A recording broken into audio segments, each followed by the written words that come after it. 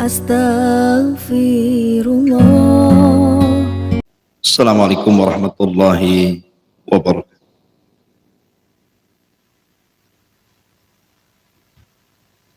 Alhamdulillah wassalatu wassalamu ala Rasulillah wa ala alihi wa sahbihi wa mawalah wa la hawla wa la quwata illa billahi wa ba'du. Alhamdulillah, segala puja dan puji hanya milik Allah subhanahu wa ta'ala. Salawat ring salam kita hadiahkan kepada Rasul kita Nabi besar Muhammad sallallahu alaihi wa ala alihi wasallam. Pagi ini kita akan membahas kembali tentang tafsir daripada surah Al-Fatihah, dan kita masuk pada ayat pertama dari surah Al-Fatihah. Alhamdulillahi Rabbil Alamin. Surah Al-Fatihah adalah satu di antara 5 surat yang dimulai dengan kalimat Alhamdulillah. Pertama, surah Al-Fatihah, Alhamdulillahi Rabbil Alamin, dimulai dengan Alhamdulillah. Kemudian surah Al-An'am, kemudian surah Al-Kahfi, kemudian surah Saba, dan juga surah Fatir. Al-Fatihah, Al-An'am, Al-Kahfi, Saba, kemudian Fatir. Ini surat yang iftataha bilhamd, dibuka dengan pujian kepada Allah Azza wa Jal, Alhamdulillah.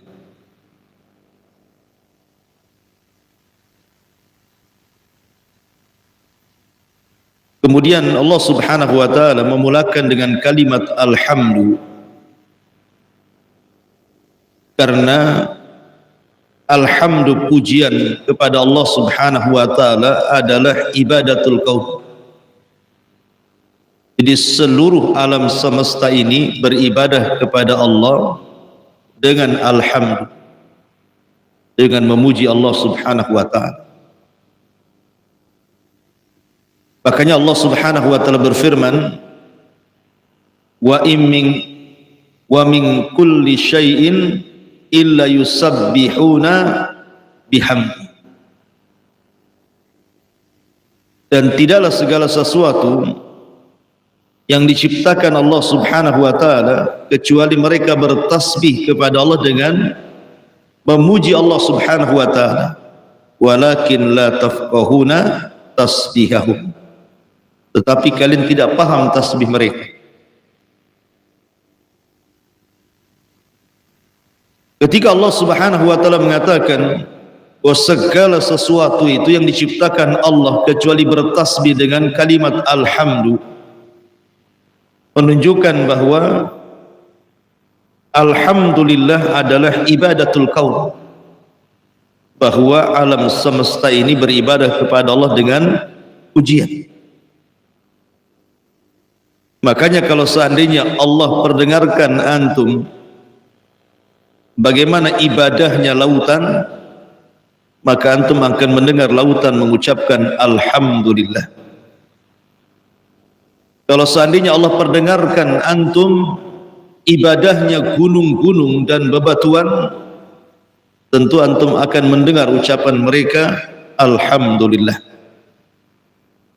Kalau seandainya Allah perdengarkan antum bagaimana pepohonan itu beribadah kepada Allah, tentu antum akan mendengar mereka mengucapkan Alhamdulillah.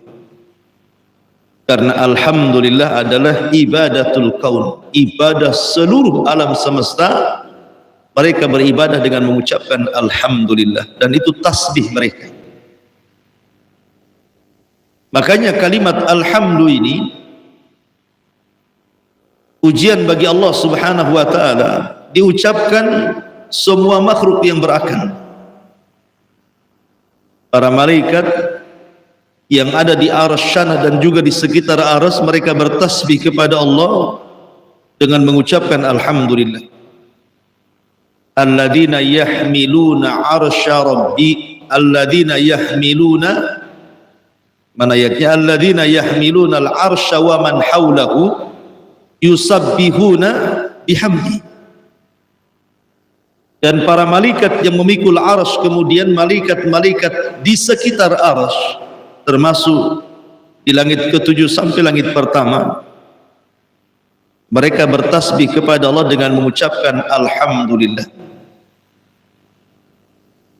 Bahkan kalimat alhamdulillah ini bukan hanya diucapkan di dunia, sampai ke dalam surga.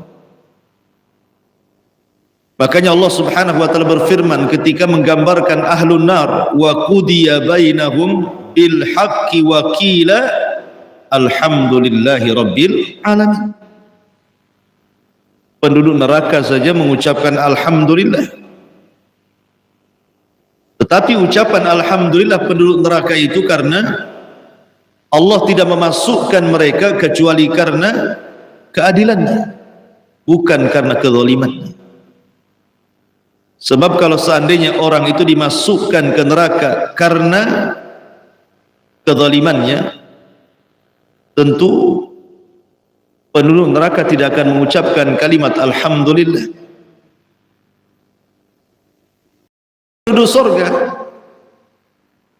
Penduduk sorga ketika mereka masuk ke dalam sorga, maka seluruh penduduk sorga mengucapkan alhamdulillah. Alhamdulillahilladzi hadana lihadza wa ma kunna linahtadiya laula an hadana Allah. Penduduk surga mengatakan alhamdulillah, segala puja dan puji hanya milik Allah Subhanahu wa taala. Ma'asyiral muslimin yang dimuliakan Allah Subhanahu wa taala. Lalu apa kaitan bismillah dengan alhamdulillah? Kenapa kita membaca surah Al-Fatihah dengan bismillah, kemudian kita ucapkan alhamdulillah? Karena kaitan bismillah dengan alhamdulillah adalah kaitan awal dan akhir. Kalau antum makan, diawali dengan bismillah, selesai makan alhamdulillah. Ketika antum berhubungan suami istri, antum ucapkan bismillah. Ketika lahir anak antum, alhamdulillah. Jadi bismillah dengan alhamdulillah itu kaitan awal dan akhir. Di awalnya antum mengucapkan bismillah, di akhirnya antum mengucapkan alhamdulillah. Kalimat alhamdu itu pujian bagi Allah Azza wa Jalla dan selalu dikaitkan dengan syukur. Tapi tentu berbeda syukur dengan alhamdu, karena syukur itu jauh lebih umum dibandingkan alhamdu. Syukur itu mencakup hati, mencakup anggota badan dan mencakup lisan. Tapi kalau alhamdu hanya lisan saja. Jadi syukur itu lebih luas dibandingkan ucapan alhamdulillahirabbil alamin. Ma'asyiral muslimin yang dimuliakan Allah Azza wa Jalla. Dan ucapan alhamdulillah bukan hanya disebutkan dalam surah Al-Fatihah, tetapi juga dianjurkan untuk dibaca di banyak tempat. Sebagaimana disebutkan dalam beberapa hadis Nabi sallallahu alaihi wasallam, pertama dibaca indal faragh minat ta'ami wasyarab. Ketika antum selesai makan dan minum, maka disunnahkan untuk membaca alhamdulillah. Sebagaimana hadis Abi Umamah Al-Bahili radhiyallahu an, anna Nabiy sallallahu alaihi wasallam kana idza faragha min ta'amihi, Nabi sallallahu alaihi wasallam apabila selesai makan, qala, dia mengatakan alhamdulillahilladzi kafana wa arwana ghaira maqfiyin wala maghfurin. Si Nabi SAW apabila selesai makan atau minum, maka Nabi SAW mengucapkan alhamdulillahilladzi kafana wa arwana. Segala puja dan puji hanya milik Allah yang telah mengenyangkan kami dan menghilangkan dahaga kami. Maka ucapkanlah alhamdulillah selepas makan. Kemudian yang kedua, indal istiqad minan naum, ketika bangun dari tidur.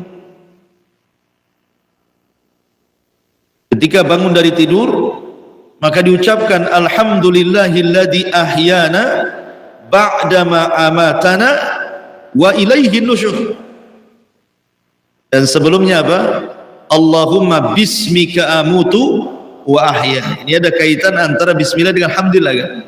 Sebelum tidur antum baca bismillah. Allahumma bismika artinya bismillah.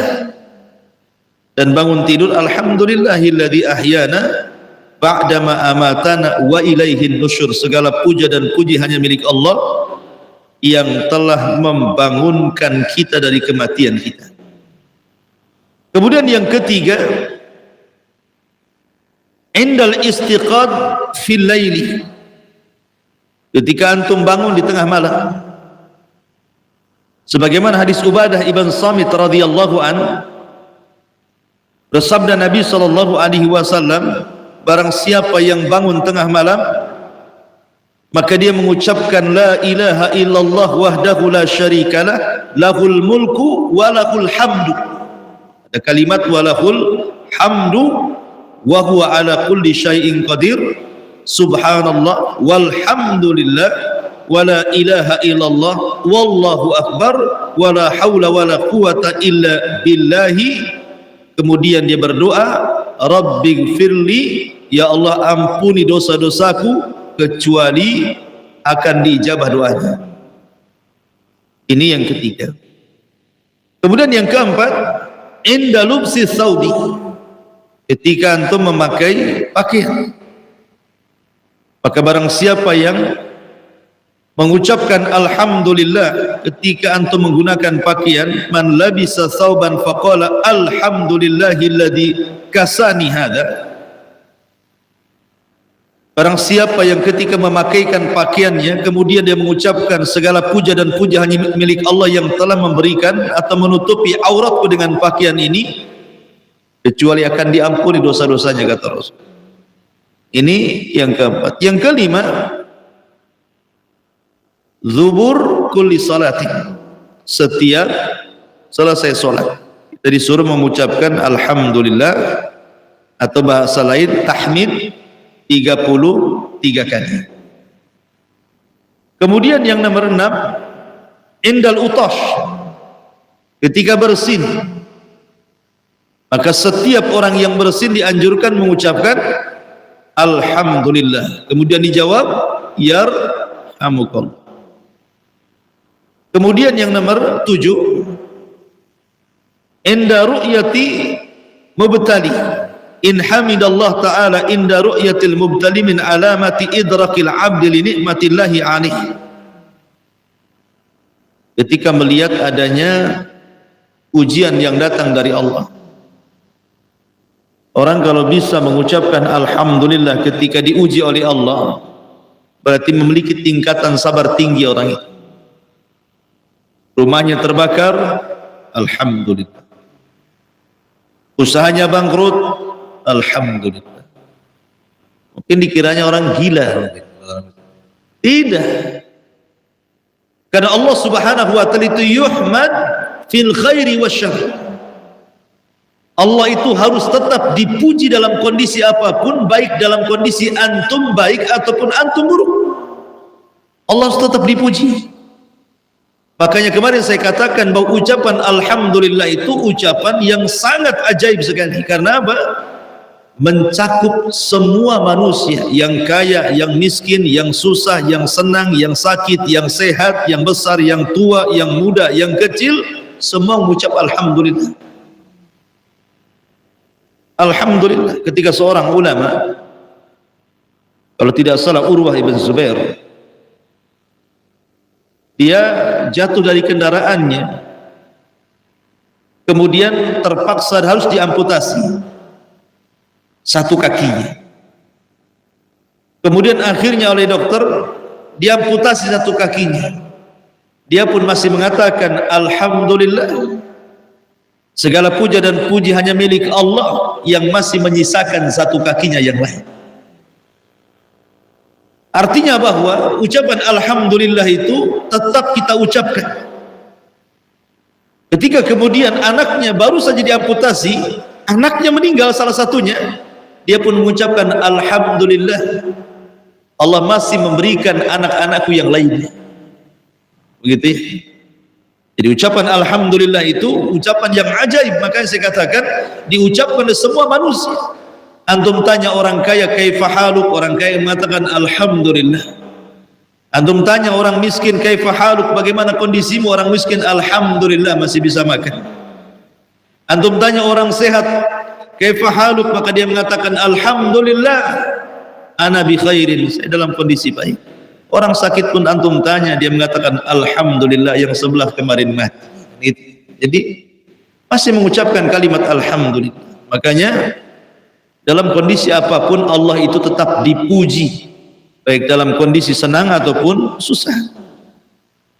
Kemudian yang nomor 8, inda kulli ni'mah, setiap nikmat yang Allah anugerahkan kepada kita, kecil ataupun besar, maka kita harus mengucapkan alhamdulillah. Wa qalu alhamdulillahilladzi adhhaba 'anna al-hazan inna rabbana laghafurur rahim. Kemudian juga yang nomor 10, inda tadhakkur wa tadabbur asma'illahi wa sifati. Ketika seseorang, nomor 9, ketika seseorang mengingat dan juga merenungkan nama-nama Allah dan sifat-sifatnya, maka kita harus mengucapkan alhamdulillah. Wal hayyu la ilaha illahu fad'uhu mukhlishina lahuddin alhamdulillahi rabbil alamin. Kemudian yang nomor 10,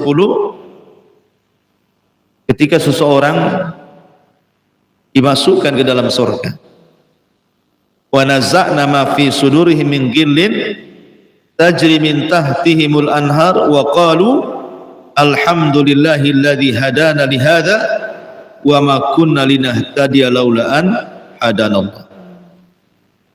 Begitu juga penduduk neraka mengucapkan wa qudiya bainahum bil haqq wa qila alhamdulillahi rabbil alamin. Intinya bahwa pujian bagi Allah Subhanahu wa taala itu mencakup semua peribadatan Allah. Dan kalau kita melihat da'bus salihin, kebiasaan orang-orang saleh, maka mereka sejak para nabi sampai orang-orang saleh tidak lepas mengucapkan alhamdulillah. Lihat Ibrahim alaihi salatu wassalam, abul anbiya, bapaknya para nabi. Ketika Allah Subhanahu wa taala utus 3 malaikat menghabarkan akan kelahiran Ishak dan setelahnya Yakub, apa kata Ibrahim? Alhamdulillahilladzi wahaba li 'alal qibari Ismaila wa Ishaqa inna rabbi lasami'ud du'a. Apa kata Ibrahim?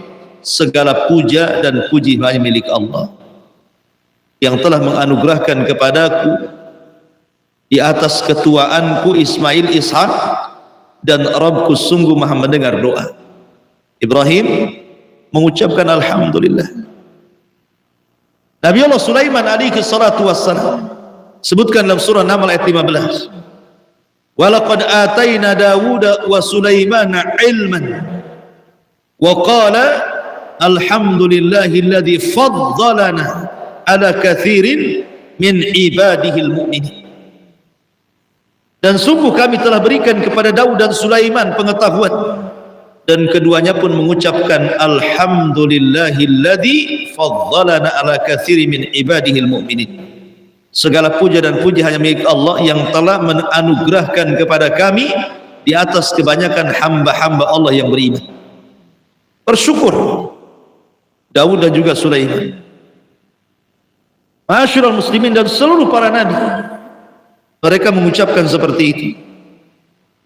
Termasuk ma'asyiral muslimin ketika orang-orang keluar dari kuburan, orang-orang yang beriman yang keluar dari kuburan-kuburan mereka saat hari dibangkitkan, maka mereka pun mengucapkan alhamdulillah. Yauma yad'ukum fatastajibuna bihamdi wa tadunnuna illa bistum illa qalila. Pada hari ketika Allah menyeru kalian, kemudian kalian mengikuti seruan itu bihamdi, dengan memuji Allah. Jadi orang-orang yang beriman ketika keluar dari kuburan kemudian dipanggil oleh Allah, maka mereka mengucapkan alhamdulillah. Jadi subhanallah ikhwatu fiddin, memuliakan Allah subhanahu wa ta'ala. Jadi orang-orang yang beriman, khususnya ahlul jannah, khususnya penduduk sorga, ketika keluar dari kuburan mereka mengucapkan alhamdulillah. Ketika masuk sorga mereka mengucapkan alhamdulillah. Ketika sudah tinggal di sorga mereka mengucapkan alhamdulillah. Ketika kemudian mereka dihilangkan seluruh rasa penatnya, ketika masuk sorga mereka mengucapkan alhamdulillah. Dan ketika mereka mendapatkan janji Allah di sorga, mereka pun mengucapkan alhamdulillah. Jadi memang alhamdulillah itu kalimat yang luar biasa yang diucapkan di dunia ataupun di akhirat. Intinya bahwa kalimat alhamdulillah, pujian bagi Allah subhanahu wa ta'ala, ibadatul kaun, ibadahnya alam semesta, dan itu bentuk tasbih mereka. Makanya kalau antum perhatikan surah Al-Fatihah, 3 ayat pertama bicara tauhid. 3 ayat pertama bicara tauhid. Alhamdulillahirabbil alamin, Ar-Rahman Ar-Rahim, Maliki Yaumiddin. Ini hak Allah namanya. Makanya lihat jawaban-jawabannya. Apabila seorang hamba mengucapkan alhamdulillahirabbil alamin, apa jawaban Allah? Hamidani abdi, hambaku sedang memujiku. Apabila kita mengucapkan Ar-Rahman Ar-Rahim, maka Allah jawab asna alayya abdi, hambaku sedang mengagung-agungkan diri. Apabila kita mengucapkan Maliki Yaumiddin, apa jawaban Allah? Majjadani abdi, hambaku sedang membesarkan diri. Tapi kalau sudah iyyaka na'budu wa iyyaka nasta'in, ini hak hamba, jawabannya berbeda. Jawabannya ini adalah permintaan hambaku, dan semua permintaannya akan dikabulkan oleh Allah subhanahu wa ta'ala. Tapi 3 ayat yang pertama itu disebut hukukullah. Makanya ketika kita bertasbih kepada Allah azza wa jalla, tasbih itu terbagi menjadi 3 dan melahirkan 3 sifat juga. Kita bertasbih kepada Allah karena Allah subhanahu wa ta'ala itu adalah alhamdulillah, memiliki pujian bagi Allah azza wa jalla dan melahirkan perasaan cinta. Kita bertasbih kepada Allah subhanahu wa ta'ala karena Allah subhanahu wa ta'ala itu Ar-Rahman Ar-Rahim, Dia maha penyayang lagi maha pengasih, dengan itu melahirkan roja harapan. Kemudian kita bertasbih karena Allah itu Maliki Yaumiddin. Dari situ terlahirlah sifat takut, karena Malik itu adalah penguasa, bisa melakukan hal apapun. Makanya dalam ibadah itu harus dipenuhi dengan perasaan cinta alhamdulillahirabbil alamin, kemudian perasaan roja Ar-Rahman Ar-Rahim, dan perasaan takut Maliki Yaumiddin. Ini disebut arkan al-ibadah, rukun ibadah: cinta, harap, takut. Karena ada orang yang mengatakan, saya takut masuk ke dalam neraka tapi tidak pula pantas masuk surga. Ada yang mengatakan seperti itu.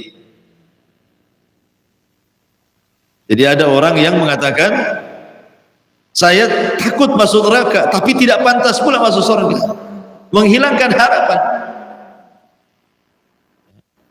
Padahal dalam akidah Ahlussunnah wal Jamaah itu harapan itu bagian daripada arkanul ibadah. Karena mereka mengatakan orang kalau beribadah mengharap surga itu syirik. Karena surga itu makhluk Allah, berarti mengharap kepada makhluk syirik. Logikanya seperti itu.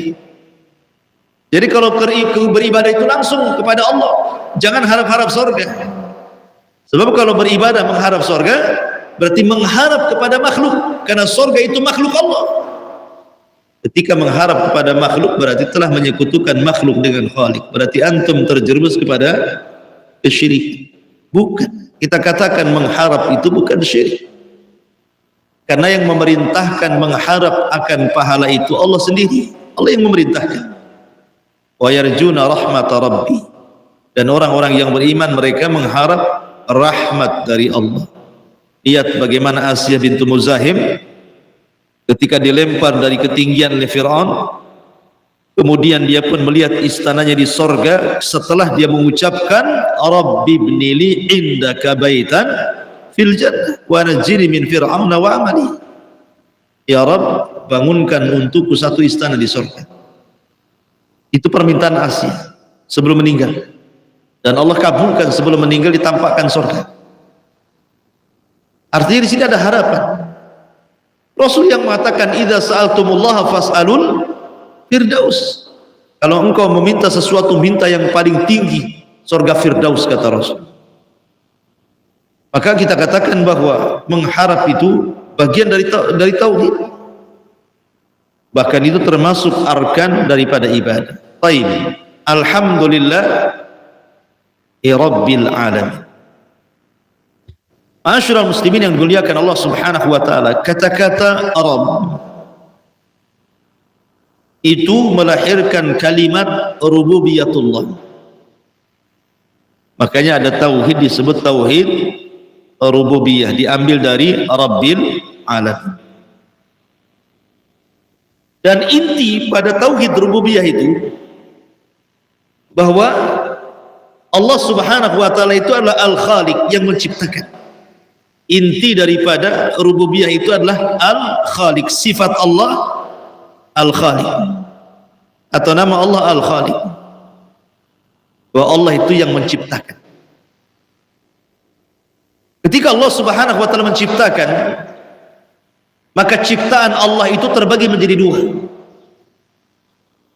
Ada yang Allah Subhanahu wa taala ciptakan min adam, dari ketidakadaan menjadi ada. Dan itu disebut usulul khalqi. Awalnya enggak ada, kemudian Allah adakan. Artinya Allah menciptakan makhluk min adam, dari ketidakadaan menjadi ada. Itu disebut usulul khalqi nanti. Usulul khalqi, pondasi ciptaan. Pertama arasy, yang kedua qalam, yang ketiga lauhil mahfuz, kemudian juga yang keempat, kemudian nur, cahaya, kemudian yang kelima nar, api, kemudian yang keenam alma, air. Jadi itu disebut usulul khalqi namanya. Allah menciptakan arasy, di bawah arasy itu ada air, kemudian di situ ada qalam, ada lauhil mahfuz, ada cahaya, ada api. Ini disebut usulul khalqi, diciptakan dari kun fayakun, dari tidak ada menjadi ada. Kemudian yang kedua, Allah menciptakan makhluk dari makhluk yang lainnya. Jadi Allah Subhanahu wa taala menciptakan makhluk dari makhluk yang lainnya. Kalau tadi kan dari tidak ada menjadi ada. Ini yang kedua, tidak. Dari makhluk menciptakan makhluk dari makhluk yang sudah ada. Maksudnya menciptakan makhluk dari usulul khalqi. Seperti malaikat, asal ciptaannya dari apa? Dari cahaya. Dan cahaya diciptakan dari kun fayakun. Kemudian jin diciptakan dari asal penciptanya dari api. Sementara api itu bagian daripada usul khalq, dan Allah ciptakan api itu dengan kun fayakun. Kemudian Adam diciptakan dari tanah, bumi maksudnya, dan bumi itu diciptakan dari apa? dari air. Salah satu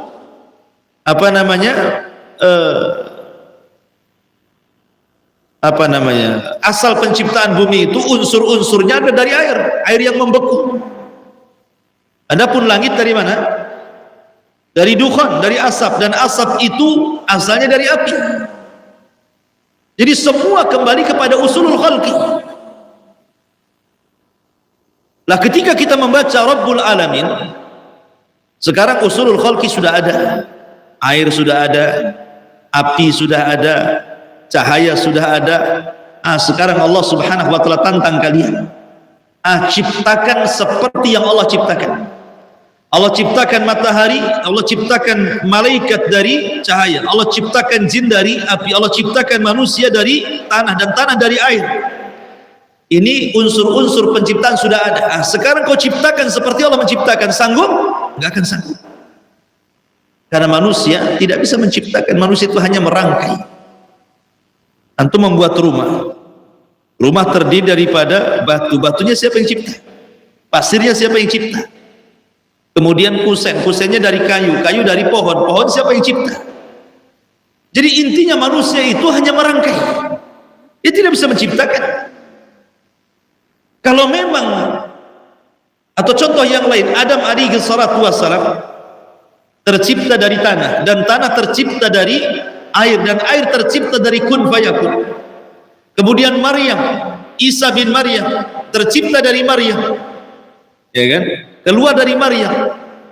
Pertanyaannya, manusia yang keluar dari tanah dengan manusia yang keluar dari perut ibu, hebat di mana? Hebat mana? Ini Adam keluar dari tanah, Maryam, Isa keluar dari Maryam, hebat mana? Hebat Adam kan? Karena langsung dari tanah masalahnya. Inna masalah Isa kamathali Adam. Sementara permisalan Isa itu sama dengan Adam. Kalau antum katakan bahwa Isa adalah anak Tuhan, satu di antara tiga Tuhan, atau dia adalah Tuhan, mestinya Adam aula wa aula, jauh lebih utama dibandingkan Isa bin Maryam. Terus paham? Ya.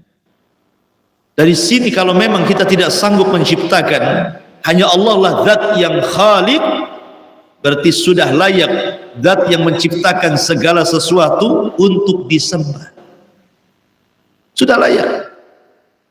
Makanya ketika Allah Subhanahu wa taala berfirman tentang permisalan-permisalan, duriballahu mathalan, ketika Allah membuat permisalan dalam Al-Qur'an tentang patung-patung yang disembah itu. Lihatlah patung-patung yang disembah itu, kalau seandainya datang lalat kepada mereka, kemudian lalat ini mengambil makanan yang dihidangkan ke patung itu, sanggup nggak patung itu mengambil yang sudah diambil lalat? Tidak sanggup. Bahkan patung-patung itu tidak sanggup menciptakan lalat. Lam yakhluqa dubah, tidak bisa menciptakan lalat. Bagaimana makhluk yang tidak menciptakan, tidak sanggup menciptakan seekor makhluk yang sangat kecil lalat, yang sangat hina, kemudian kalian sembah, mana akalnya? Orang-orang yang buat menyembah batu berhala yang dipahat itu, mereka sendiri tidak bisa menciptakan lalat, dan kalau lalat mencuri sesuatu pun tidak bisa diambilnya. Dari situlah maka Allah Subhanahu wa taala mengatakan bahwa orang-orang musyrik dan sesembahannya kal ankabut ittakhadha baitan, seperti sarang laba-laba. Wa inna auhanal buyut la baitul ankabut, dan selemah-lemahnya rumah itu rumahnya sarang laba-laba.